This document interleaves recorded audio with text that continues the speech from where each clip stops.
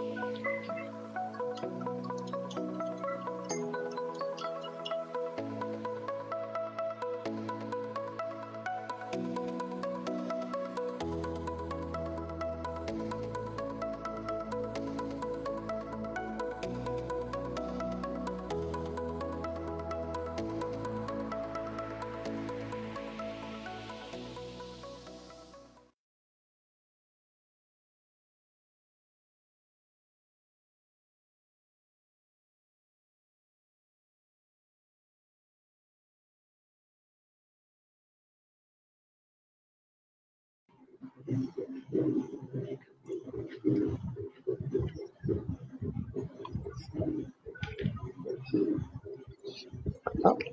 Good evening to our guest of the evening, Mr. Ajay Sharma, and to Dr. Mona Shah. Before we begin, I just request Nidhi to take a quick photo so that we can keep this as our memory, right? Uh, so I'll just take myself.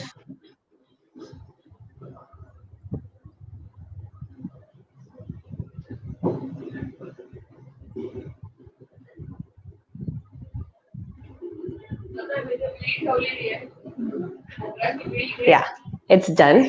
Thank you very much. Thank you. Thanks a lot. Thank you. Good evening, everyone. Welcome to Vayati System. I'm Pallavi, Principal Associate at Vayati Systems, your host for today's session. It gives me immense pleasure to facilitate the VSR Imaginal Talk series on learning and skills development.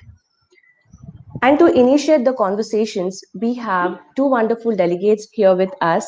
Dr. Mona Shah, our founder and director Also, author of the amazing book Millennial Poised to Lead, a best-selling book on Amazon. And now our guest of the evening, we have highly dynamic and driven personality, Mr. Ajay Sharma. He is Managing Director at Valuation Services India at Colliers. I'm sure this evening will not only be an interesting one, but also packed with lot of people. So without wasting much time, I think so we should start. Over to you, ma'am. Thank you, Pallavi. I think there are some sounds that are coming from the background. So I just appeal to everybody that this is a Saturday evening and lots of things happening in people's homes. So please bear. This is the new normal, and this is the new normal post the new normal last year that we have experienced. So I like the idea because Vayati stands for community. And here we are with the next gen also kind of participating from the background. But without much ado, once again, a hearty welcome to all those who have joined the live event, Vayati Systems and Researchers, the Imaginal Talk series on learning and skill development. Let me introduce you to the idea behind the series. It is conceived to offer very personal perspectives about the role learning has played in the lives of our guests.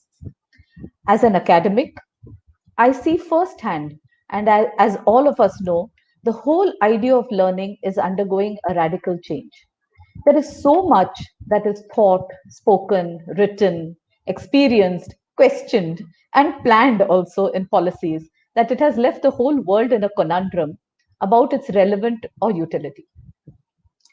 This talk series is dedicated to deconstructing the understanding of this very change. Many ask me about why we've actually named the talk Imaginal. What is Imaginal? So, quickly, let me just explain that Imaginal is the last stage after which the caterpillar transforms into a butterfly. We also know it as the pupa stage. The entire metamorphosis of the butterfly is an almost magical process rarely found elsewhere in the world of living species.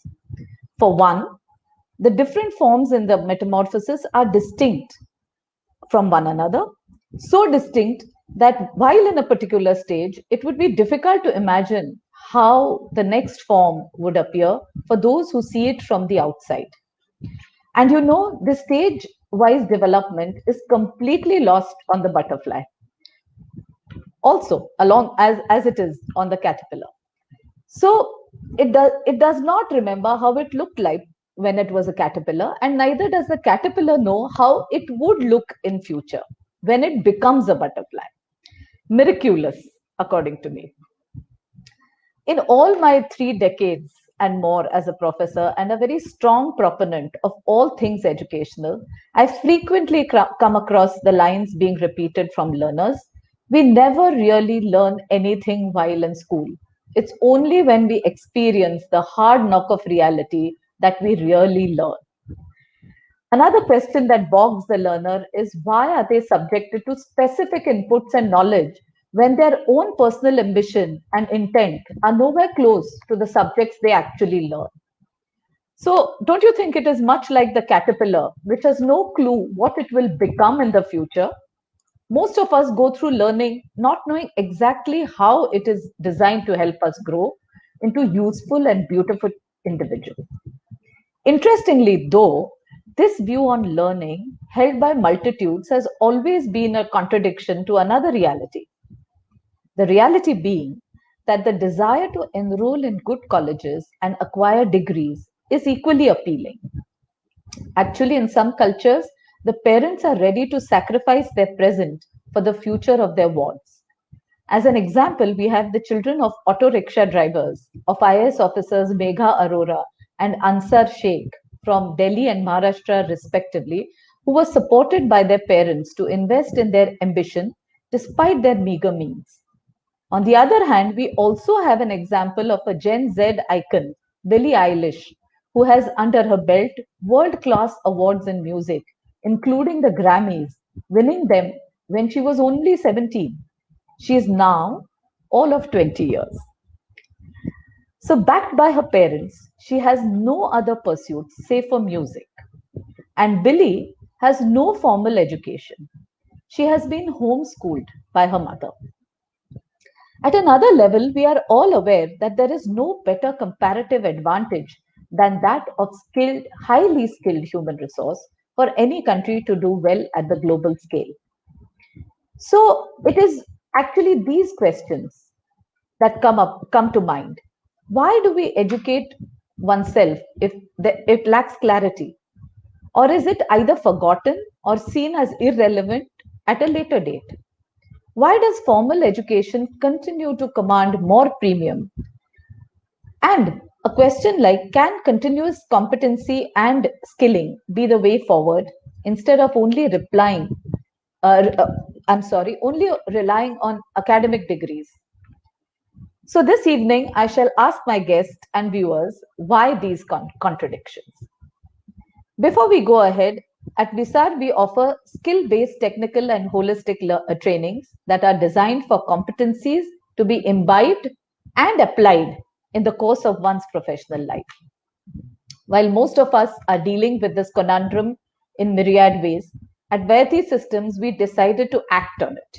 So here we are with this Imaginal Talk series on learning and skills development. We present to you a number of guests from diverse backgrounds who will express their ideas on learning with anecdotes from their personal journeys. They will share how learning helped, or for that matter, did not help in their growth and development. We also urge you to post your reactions and comments and engage with our guest for this evening, Mr. Ajay Sharma, Managing Director, Valuation Services, Colliers. Thank you, Ajay, for joining us today and agreeing to share your own experiences on this show. Thanks a lot for the invite. Let me tell you something about Mr. Ajay Sharma. He is trained as an architect and has a postgraduate degree in advanced construction management from NICMAR, with an action-packed career spanning over 15 years. Ajay's career has been dedicated to real estate valuation and advisory with the most reputed multinational firms in India, such as Knight Frank, Deloitte Tohmatsu, HDFC Realty, and Colliers. I know Ajay as a person who pushes the limits when it comes to his performance. His ability to learn continuously while relearning and perhaps even unlearning is evident in his steady rise to the top of his profession. Since his student days, he distinguished himself in academic and extracurricular activities as a student leader and a meritorious student. He topped the merit among all campuses of NICMAR in the year 2007. In the years after graduation, I was pleasantly surprised and happy to know that he had taken up marathon running as his passion and excelled in that too, something I would get after him for while in campus. In short, he is multi-talented and multi-skilled. He's been a dream student and metamorphosed to a thorough, application-driven and a professional with a sense of. Here is a summary of Ajay's trailblazing professional accomplishments these past 15 years. As Managing Director, Ajay holds complete P&L, that is profit and loss responsibility. He leads his teams, manages his business partners, and also other allied stakeholders. Apart from this, has also served various causes of the value profession as an expert member to prepare the syllabus for IBBI's qualifying examinations for valuers, the Standards Committee of IBBI for the valuation of real estate and plant and machinery, contributor to Reuters poll on Indian housing market 2020 and 2021, and a distinguished panelist in international conferences on housing, green buildings, wealth management, and financing green buildings. He is also a regular contributor in the real estate domain to reputed media houses such as Money Control, Hindu Business Line, Business World, and India TV. Ajay, I can only say, how did you manage so much in such a short period of time? Thank you for coming on our show and speaking to our guest audience this evening. Pleasure. Thank you. So now let me begin with my first question. The question goes like this. Could you describe a key learning that has stayed with you from the past?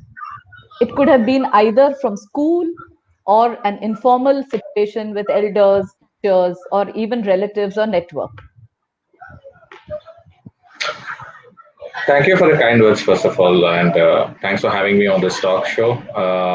It's great to be here and do my bit for the next generation, the Z generation, and obviously, I don't know what they'll be captioned next, but hopefully the future.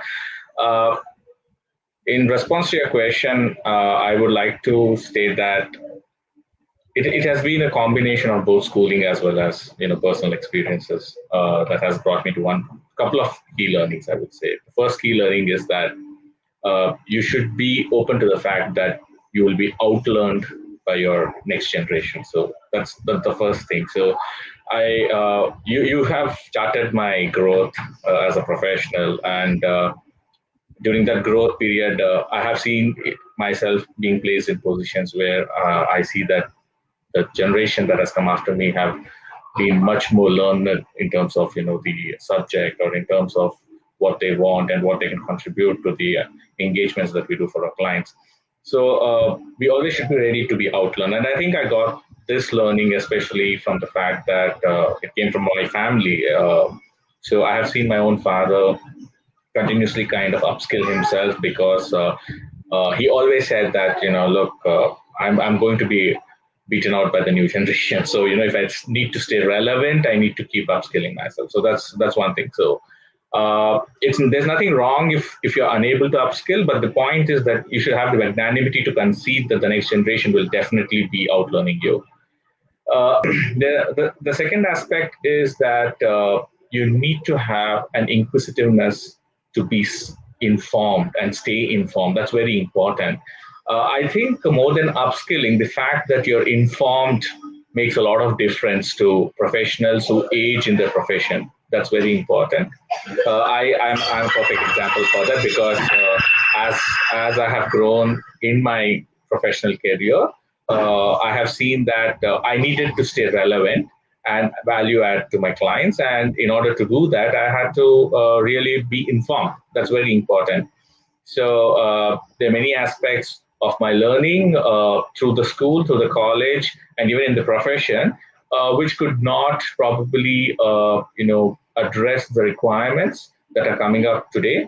And therefore, what made it more important was how do I keep myself informed on certain aspects of the profession, which will keep me very up to date. So I need not have the entire skill set, but I am informed, and therefore, in the position that I am, I'm able to guide the people beneath me who are much more hands-on with that skill to actually evolve a solution for the client.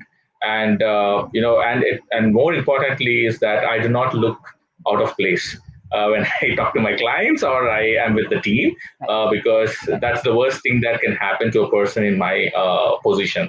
So that's the key part, I feel. And it's not just in my position. I think as anybody raises through the ranks, that's a very important part. And I think what we see in the Indian educational system is that's the key problem that I actually point out to many, that's the biggest problem, because I tend to see the education is not keeping up, and neither are the people who are required to impart that education are keeping themselves as informed as they should be. Very few do come across like that, and that makes a lot of difference to a student's life. True. Thank you. Thank you so much. That is really very interesting. And that's exactly where the role of teachers comes in, that they remain ahead of the curve all the time in order to pull the students up there. Thank you. My next question is a little, what to say, a progression on the earlier one. You spoke about your very early days. And this one is when you entered the formal education, where you, enrolled in a curriculum related to architecture, and then you got your post graduate degree in construction management. So my question is, can you say that you have been able to correlate at least 80%, going by the Pareto principle, at least 80% of what you learned there with what you have been doing in your professional life? Because this comes from that earlier, refrain which I said, where people say, forget what they learned. And they generally say, no, we actually learned everything on the job. We just went for a degree out there. This is a Yeah. So typical thing one gets to hear. I would tend to disagree with most, if that's what the opinion, the majority opinion is. So I would rather be in the 20% which state and emphasize that what you have learned during your formative years is very important, and they are relevant. So my career is a sort of a conundrum for most people, because I started as a person who was in you know the typical MPCC group, that is the maths, physics, chemistry, and computers. So people expected me to do engineering, but I went to do architecture. So then the question arose that what I'm supposed doing in construction management after architecture. You're a design guy. Why are you not in design? But I started my career with a consulting and advisory role. So it was a completely googly for it's a complete googly to most people who I talk like. I remember it Where was have Knight Frank.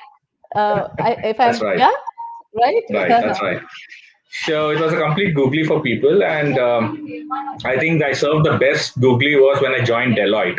So when people said, "What are you doing in an accounting firm?" So, so in my 3 years with Deloitte, also I have at many times showcased how my learning in my college days, even school days, actually helps in the role that I'm doing. So a very simple link that I actually see is that in my career, at least, is the fact that you know all my school education helped me to understand architecture much better, right? So architecture is all about the physics part of how the structures are there, the chemistry part of how the construction materials blend together, and also computers, because planning is all about computers, right? So we use so extensively computers for planning and other stuff. So all those things. And I remember in architecture days when I used to use 3D Max or strut and all those things in order to design structures and stuff like that. And then construction management, obviously, where I learned a lot of things there as well. So which helped me. It was a continuous progression for me. And then subsequently to consulting and advisory, where a lot of finance was involved. So and when you build a house or when you build a project or you build anything, money is the cornerstone, right? So you need to know how to manage that part as well. So where do you actually bring in the money, and how do you spend it, and how do you make that money back? So that's very important. So I thought across my career, whatever I have learned has actually helped me. So today, when I talk to a client, even in pure terms of valuation, when the client says something, I'm able to relate. So if he's talking about a project, and he says this is the cost, my architectural days actually help me to understand, okay, whether he's making sense or not. And when someone says that, I'll construct this project in next, 18 months, I know given the stage where his project is, whether it makes sense or not. So again, that comes from my construction management studies, right? So, and then if someone says I'm borrowing so much and I'm going to spend so, X amount of money and I'm going to make Y amount of money, the learning of finance on my job really helped me to understand, and it just has to make sense to me. So I can actually counter question them. I can actually ask them questions back saying that, how do you do this? So I think everyone uses the skill sets at some point of time in their professional life, what they have learned in the school and college. I think it is wrong, and I definitely do not prescribe to the thing that we all do away with what we have learned and we just get onto something new. That never happens. Thank you. That was good, because as a teacher, that makes me feel very good. It really makes me feel confident that whatever I did for all these 30 plus years hasn't waste as such. So, your professional journey, my next question, as your span of management or the job role went on changing, did you Right. entirely drop some, or you simply added specific competencies? And the corollary to that is that did you acquire new skills through training, or you learned them organically on the job? Uh, so Okay, from a personal experience basis, I will say that I have continuously built on the skill sets. Though some have been lying dormant for some point of time because they are no longer relevant to the role that I function in, so they become dormant. But most of the time, it is only building upon the skill sets that I've already acquired. So that's how it is. And on-the-job training is very important. So continuous professional development is sought after in every field. It's not just architecture. I think in every field that you talk, there's a CPD that is always required for people. And even as early as 12 months back, I was studying and I was giving exams and stuff like that. And also because I was part of the committee setting up the valuation standards and stuff like that. So I had to keep myself informed. So I had to spend more time studying. So I think this is a very important aspect is sometimes we tend to forget how difficult a teacher's role is because the teachers really have to study more than what actually they have to communicate or teach the students because they don't know where and how the entire learning process will move when they are actually in the classroom, right? So I could relate to that when I was in that committee and when I was actually doing this and also when I was mentoring my own teams, so I could see people who had better skills than me in certain areas, and it required me to also update myself and upskill myself to a certain extent to able to relate to what they are talking and asking. So uh, I would say I wouldn't have shame in actually admitting that just 3 weeks ago I had my APAC leader teach me how to rework on Argus on certain things. So it is important, right? I mean, we have to be humble enough to understand. So that comes back to my first answer that you always have to keep yourself open to the fact that you will be outlearned by people, and you have to be ready to that. And if that becomes a point of ego, or if it stalls you from learning, then I think you become very fast irrelevant in your jobs or even in your personal life. So that's where it is. Right. That's an important one where you've combined the hard skills with the soft skills and said, first manage your ego and then go learn. So I've Yeah. noted that. Thanks. Okay, my next question is, could you cite a few examples of the new skills in valuation of ESG, the environmental sustainability and green, that space, Yeah.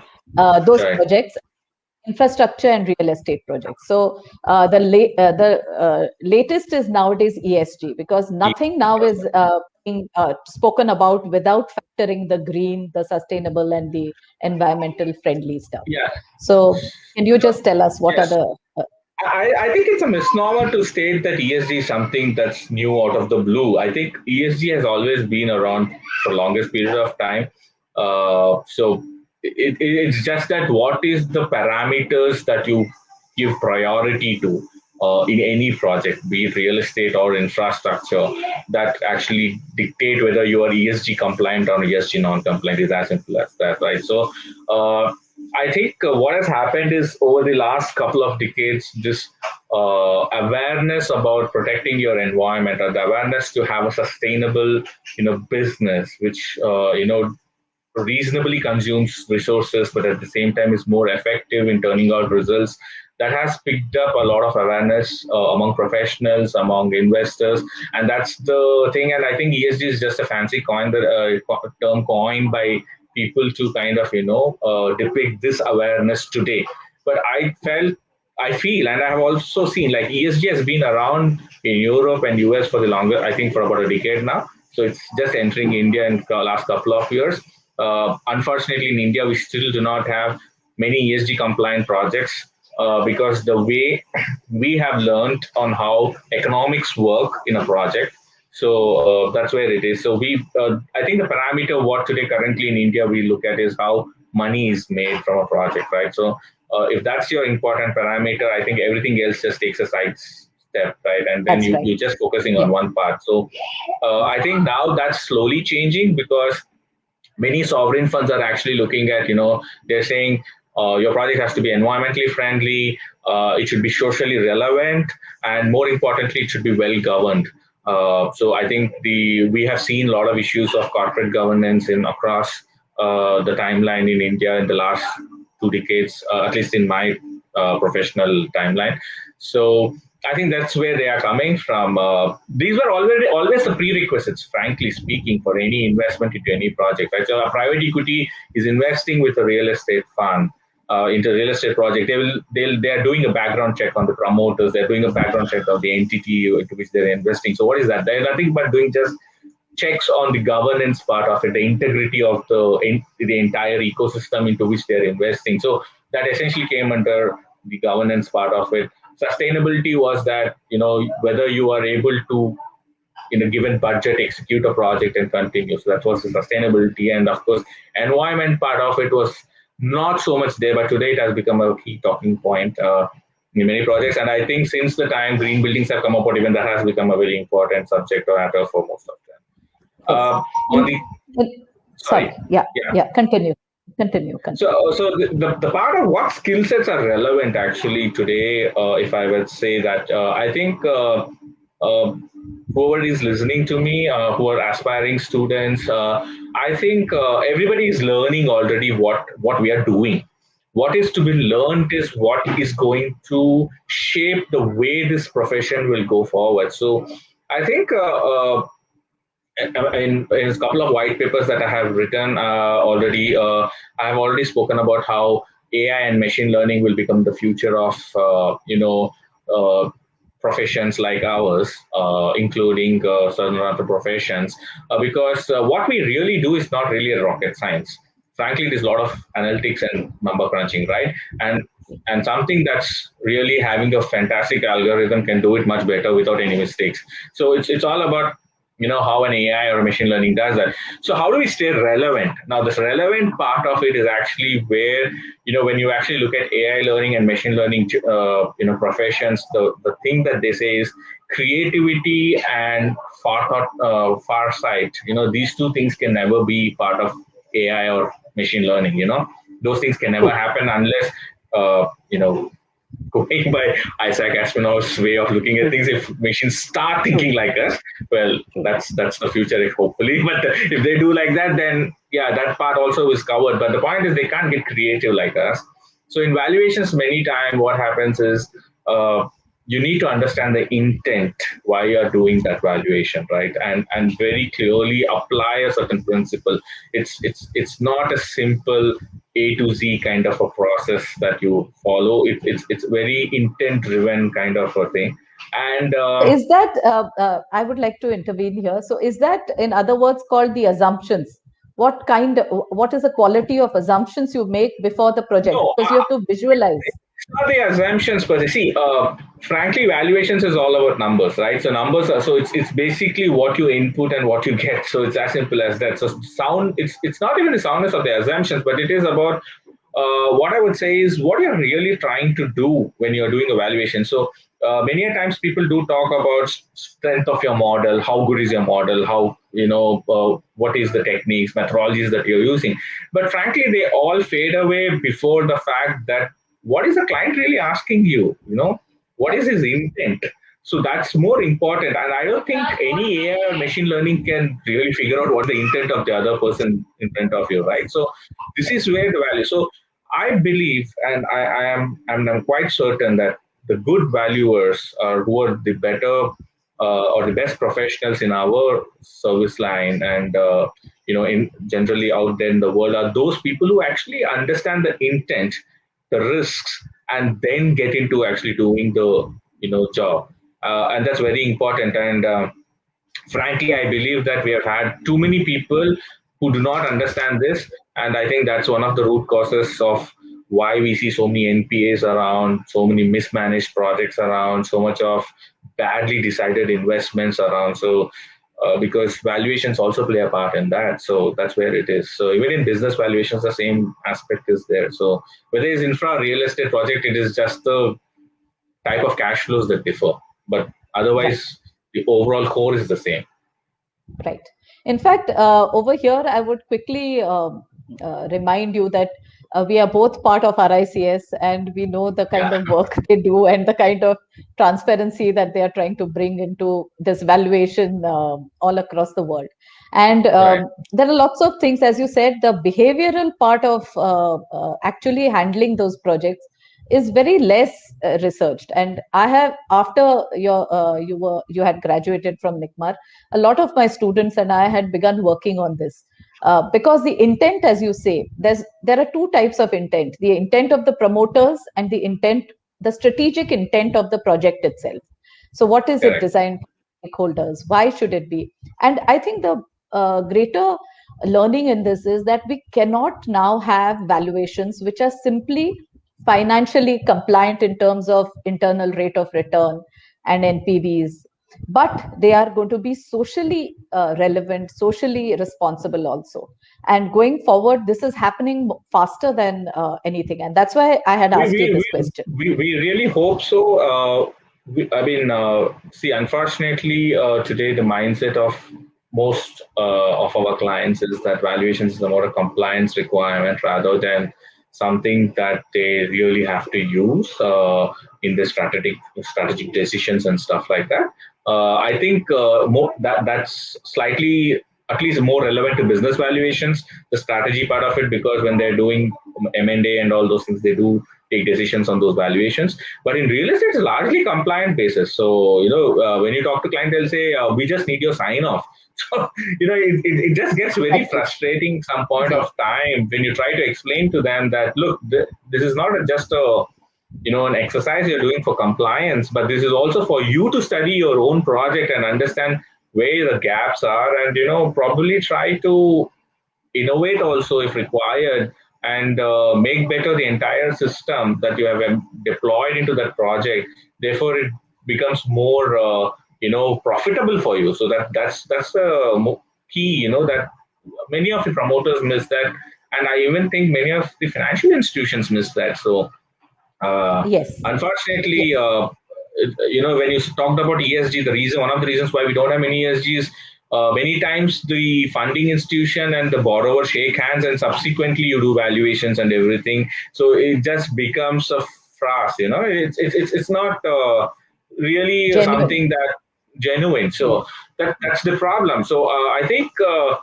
But with the spate of problems that we are seeing across the asset classes, the spate of issues that we are seeing in the banking system and everything, I think some sense has prevailed and people have started really taking this entire process more seriously. So I do have clients, especially from the funding side, who have become extremely rigorous in the process. So they just don't take it for they just don't take it and say, okay, we have done our compliance bit, but they actually question us, they talk to us. Many a times there's a lot of drilling happening from the valuer's perspective to provide the neat logic to why we have added a certain value, and then they go back, they talk to the promoters, and I've seen that, and it's happening more and more, and I hope it continues to be that way both in infra and real estate projects. That's very important. Yes. Thank you. This was an answer specifically I wanted to know from your professional perspective. Though, of course, Imaginal is, as I say, field agnostic. That means I want to just derive from all of you all what key skills. So I think what I'm hearing and what I'm listening from whatever you're saying is that there is no escape when it comes to ESG. It's happening faster. And all of us, in fact, no matter where we are at skill level, competence level, or even knowledge level, we need to imbibe more of this understanding than we had ever done across all walks of life. Absolutely. I think in soft skill side, what I feel is ethics and integrity is something that's getting hammered so much nowadays. I think that's becoming a part of the curriculum wherever you go for the professional development courses, at least. So I think it soon should be a part of, and I believe it should be a part of the higher education itself, where your ethics and integrity is something that you drilled on. I used to remember we used to have civic sciences and as a part of our studies. It's no longer there, unfortunately, in the curriculum. But in civic sciences, moral sciences was one part, and we were used to thought about that. But somewhere it got lost. But again, I think we're going back there.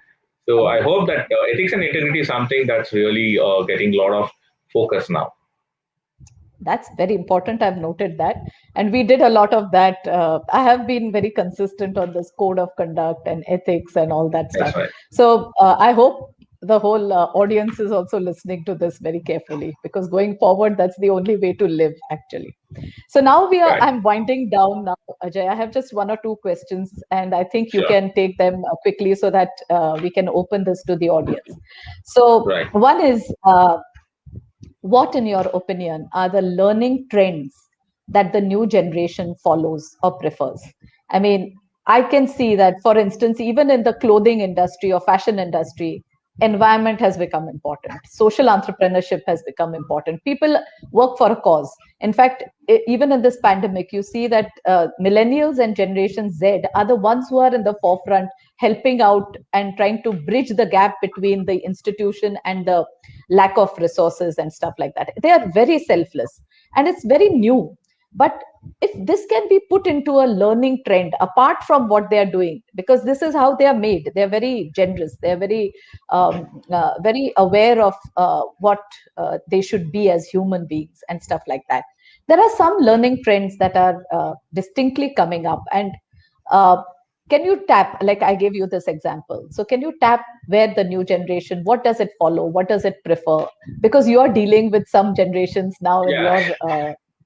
your I particularly think that the Z generation that we are looking at, they prefer a lot more working on the job and learning on the job kind of a scenario, rather than put a lot of emphasis on formal education and learn from there and then come about and apply those skills. So that's one thing that we are actually looking at. So and a very important part is that they actually look for a lot more challenging kind of engagements which can push their learning. Like you said, social entrepreneurship has become a key word in most of the millennials and the Z generation. So, they have been trying to be more and more entrepreneurial in their, livelihoods as well. We see a lot of startups as a function of that. But what I think what actually is going out of the window is the fact that probably this thing that many believe that okay, I mean, a very interesting thing. If many believe that okay, if you are a college dropout, that's a sure shot way to being a billionaire or a millionaire, because you do take examples of the richest men in the world who unfortunately, but fortunately for them, they're college dropouts, and that's the way it is. But many don't understand this. They stay invested in their dream for the longest period of time. So I think that's where it is. The Z generation, especially, unfortunately, has a very short, span of attention. So, people who really can have that attention and focus and work towards their goal, I think they are the people who actually make big. Otherwise, you will be lost in this entire myriad of themes and thought processes that are around you, and it's showing in the Western countries. You have a lot of people drop out, go for jobs, try to do something entrepreneurial, and after 30 years or 35 years, they come back to formal learning because finally they have realized that probably the discipline that is required to channelize their forces has not been inculcated in them, and that's a very common trend in the Western countries. So you do see that the age gap between the senior learners and the really young learners is quite huge. Sometimes you do have people even in the 45s and 50s come and study. I'm not talking about executive education, but I'm talking about real formal education. So that's there in European countries and the Western countries. So I think that's something that as Indians we should also realize. We've had a very rigorous kind of education system in the ancient times, which in fact dwelled a lot on learning and applying. So that's the way it was. But somewhere we kind of lost that out and we came into the system of rote, where you learned, you did not know what to do with it, so you just learned to go up in your life. But I think you need to get back. So the Z generation is doing it right, but I feel that they also need to channelize and live the dream very rigorously. That's very important, because if you don't, then you just are among the millions who are just doing what everybody else is doing. So that's the problem. That's very powerful. That's really very powerful. And I now have just one last question because Sure, I think 15 minutes for audience should be fine. And if not, then sure. I will ask that I intended to ask last. But Right. tell me, you're a millennial yourself. Maybe Right. the audience doesn't know, so it's for me to tell them that you are a millennial, but you are actually in a position where you are juggling various generations at work. So Right. suppose I was working for you, you know, the senior generation, and there are the youngsters Right. also. Which key attitudes, skills do you think millennials and Generation Z need? And also, which ones that the senior generations should change so that there's more harmony in the working system No, I think going forward? as far as sorry, so as far as the millennials and Z generation is considered, it's a very simple thing. Straight away, I will say it's empathy. So I mean, that's the straightforward answer I have for you. So I don't want to mince my words. They need to have the empathy. So the empathy that you might know a lot more. You might know how to stay connected. You might have a larger, what I can say, artificial community that you connect with and work with. But unfortunately, they forget that that's the life and reality for their generation, but that was not the life and reality for the generations previous.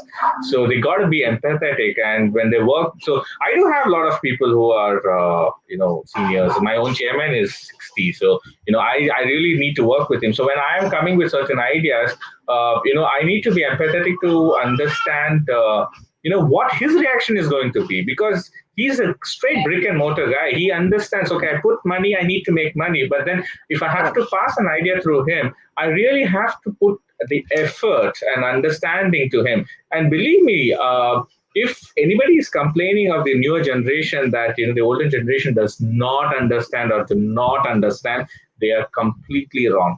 Because I believe it is, what you have learned and what you are likely to learn is also an outcome of what the previous generations have put forth for you. So you're only a progression, you're only a factor of progression from where they left off, right? So it's not like you started off somewhere and you suddenly gone ahead. So that's the thing. So they do learn. I think as far as the older generation is considered, I think sometimes what happens is, with age, you tend to become very strong with your viewpoints and opinions. So again, there's nothing technical about it, because everybody, at least if you're 50 or 55 plus in your job, you have actually done your part for the profession and you are in the fag end of your career, right? So, but the point is, sometimes you do miss the entire thing, because you do not understand what the new guys are talking about. You feel there's a lot of risk factor. So I think the risk taking ability is much lower, and because of that, they do not appreciate something that could be really fabulous in the minds of the new millennials and the Z generation, which could be true as well. So I think we have empty number of examples across the world in the tech startup space, Yes, where people who have rejected something has gone to become the biggest thing yes, today. So so true. that's how it So is. So I think it's more of soft skill basis on both sides. oh, this is a very good answer, I must say, because even in that book, I have actually written about empathy, and that's how we should be looking at them. You've not read the book, but you hit the Oh, nail no. on the head. I'm glad. Because for the newer generation who are under me, I do sometimes have empathy. So I do tell them, please do understand Great. me, have empathy for me. So I am in that position also now. Yeah, good, good. I know. So actually now it's already just about what 10 or 12 minutes. So I let me just wind up here at the moment. Thank you, Ajay, for your candid response. From this talk, I can summarize that a few skills that are very important and which have enabled your personal and professional growth, and which you want to share with our audience, lie in the realm of one, keep learning. So Yes. don't get outdated. You need to be continuously learning. You need to be inquisitive and well informed, because that's the only way you'll stay relevant. Then you have said that formal learning has its place. We just have to learn to connect as we go ahead. So you are able to look back and say that that basic physics that I learned, the basic chemistry that I learned, I can now understand what I'm doing better because of those fundamentals. That's very reassuring. Then, of course, you said that going forward on the job training is very important. Professional development programs to CPDs are important. And you yourself have upskilled yourself continuously.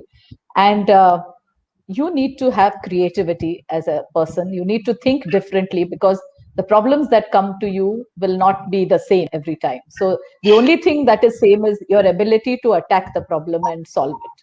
So that's where creativity comes, and therefore farsight. And you have to make use of AI and ML, but not to the extent where you forget that your brain and your creativity is actually center stage. Have I got that right? Yes. Something on ethics is very important, and you spoke of really trying to understand that ethics and integrity are the basis of everything, and you just can't shortchange people. At some point it will come back to haunt you, and that's going to be even more important going forward. The other thing in making good projects, viable projects, and successful projects is to really get down to understanding the intent of the project and the risks that are inherent in the project, which you don't see, which you have to visualize at the beginning of the project very effectively. And finally, of course, you want Gen Z to learn, keep learning, and also not say that I can be a college dropout and still make it big in life with one app or two apps, which might just go defunct after some time because they have a very short life. And at the end of it, you said it's all about empathy. You have both generations on either side, and you're handling them. And to one, you're saying, please be empathetic with me, and to the others, you are being empathetic. So that's wonderful. That's right. Thank you so much. Thank you so much. I think Pallavi can take over now, and thank you. I can keep quiet for a little while. Thanks, Ajay. Thank you. Thank you, ma'am. That was an amazing conversations, and for me, the best takeaway from to be relevant to the field, you need to upskills. You need to keep on learning. I cannot, agree on that enough. So it's really a great advice Mr. Ajay has given to all our viewers. You need to keep learning. That's the requirement of the market today. Okay, we have received a lot of questions from our viewers, but as time is a constraint, we will be able to take a few, right? So can I start? Yeah, please. Yeah. So I have a question from Ms. Nidhi. I want to know on Mr. Ajay's view, the expanding of residential real estate in Bangalore and India. Oh, that's a big topic to talk. I think it would be very unfair to put it in a very few minutes what my thoughts on that is. But let me just tell you this is a very basic need of every human being. And I think there is nothing that will stop you from, looking at how bright a residential real estate space can be. Ups and downs are part of a business cycle. You can never escape that. However, cornerstone they are to your needs. So that is there. But I think residential real estate was in a tough space about a couple of years ago. But going forward, it is likely to come back better and will continue to grow better, especially with the current kind of a pandemic. What we are seeing is that the personal spaces have become community spaces like today, and therefore it becomes all the more important that the requirement for having one's own space in their life for doing what they want, that becomes important. So housing is going to be a very strong driver for demand, at least in the next couple of years that we see that is there. Unless and until, of course, the greed doesn't drive the sector down, which unfortunately was the case a couple of years ago. Okay. Now the next question is from Mr. Abhishek. He has two questions for you. How impactful was Mona ma'am on planning your career while pursuing construction management? Right. So I would say this. So I will not just single out Mona ma'am, but I will say every professor had their impact on me as a student, right? So see, as students, we have a very different perspective about our professors. I don't think anybody could agree less, right? So we view them in various colors. So it just makes no sense talking about that perspective then. But looking back today, yes, it's a very different thing. Like I said. I do understand today what pains they went through, right? So to keep themselves relevant to the rowdy lot that we were, at least to my batch, I can say. And we do have different type of students. You have the students who are less bothered about what's happening. You have students who are very diligently following what the other fellow students are doing. Then you have students who want to learn, and then you have students who want to harass teachers also. So I mean, they're good at what they do, but they want to harass teachers also. I can say I was one of those guys who used to harass people because I used to learn a lot of things, and then I used to go back and ask the same questions and expect them to know about it. So, as a student, we have various ways in which we interact with our masters of knowledge. But I think as we grow and as we move both in professional and personal life, as we grow, we start understanding. How we become a mirror of our own teachers. So that's what is the answer. So I mean, if you can read between the lines.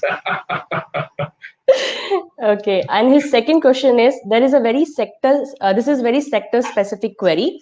When you started your career back in 2007, valuation and advisory was a very niche, and it continued to be. But the number of people competing for this kind of roles has grown exponentially since 2007.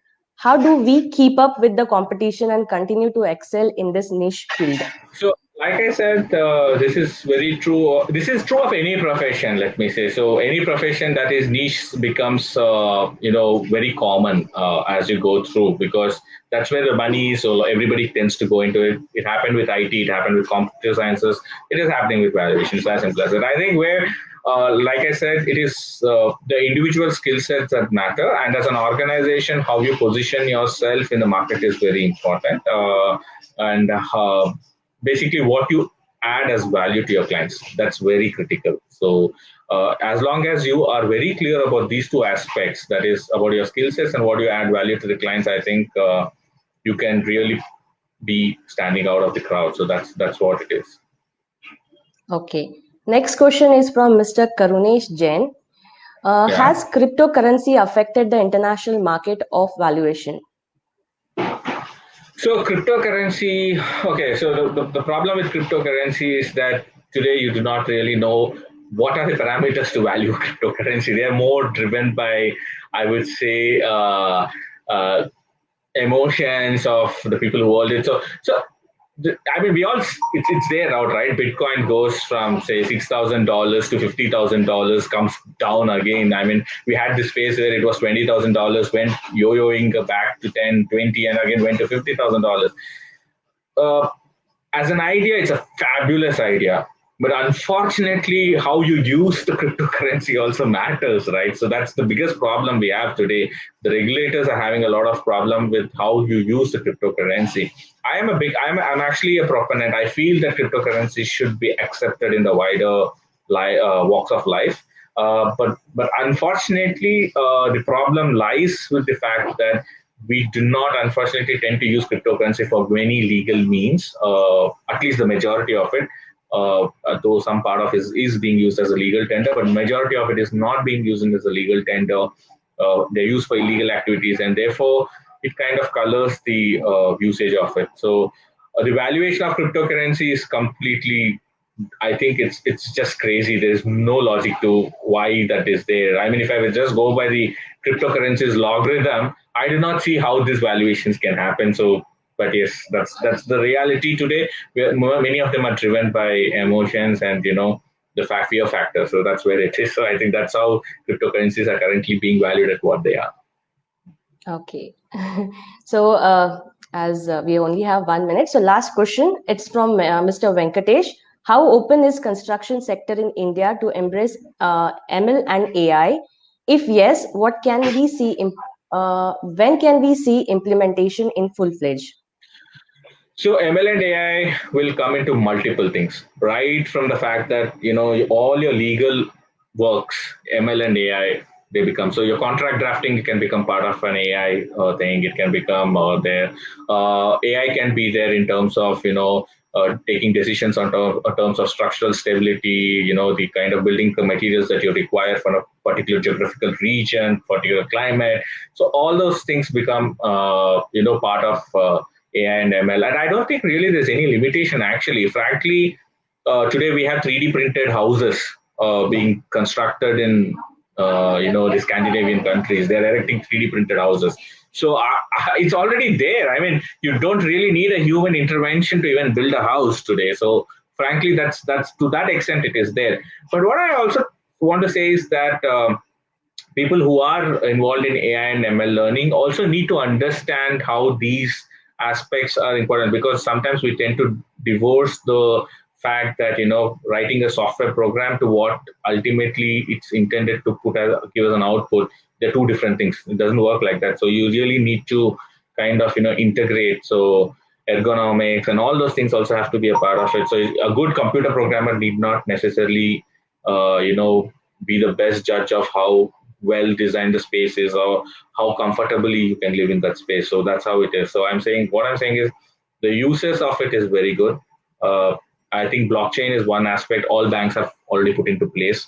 Most of the banks are now today employing blockchain in order to give any absolutely concretely sealed agreements, and looking at lending and other things through blockchains, and information sharing. So already it is there. It's already percolated into our construction industry. Okay, so we are done with the questions. It's now 1 hour is over. I think so. We need to conclude the show. Unfortunately, 1 hour is over. Okay, on behalf of Vayati System, I thank Mr. Ajay Sharma for joining us for the evening, and to all our viewers. There is a good news for all our viewers. If they have logged in late or they miss out any part of today's talk, we will be uploading the video of this show on our official YouTube channel in a couple of days. So you can check out all our social media platforms. You will get the link there. Please don't forget to grab a copy of Millennial Poised to Lead from Amazon or Vayati Systems and Research website.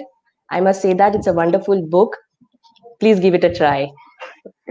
Stay tuned with Vayati for more exciting discussions ahead. Do follow us on LinkedIn, Twitter, Instagram, Facebook for all upcoming events.